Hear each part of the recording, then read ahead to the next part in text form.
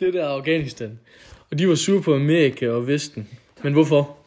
Osama bin Laden sagde, at han ville beskytte de hellige byer Medina og Mekka fra USA med hans såkaldte hellige kriger.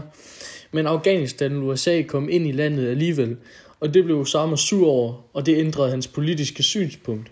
Og det var en af de mange grunde til, at USA var målet for terrorhandlingerne.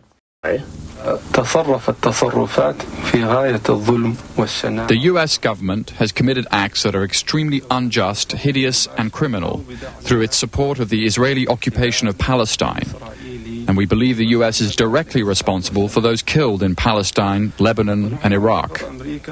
Due to its subordination to the Jews, the arrogance of the United States regime has reached the point that they occupied Arabia, the holiest place of the Muslims, who are more than 1 billion people in the world today. For this and other acts of aggression and injustice, we have declared jihad against the US.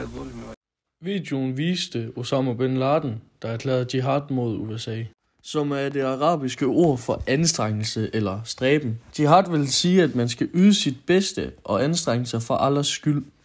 Jihad kan dække over mange ting, fordi både Koranen og hadith-litteraturen er dobbelttydig.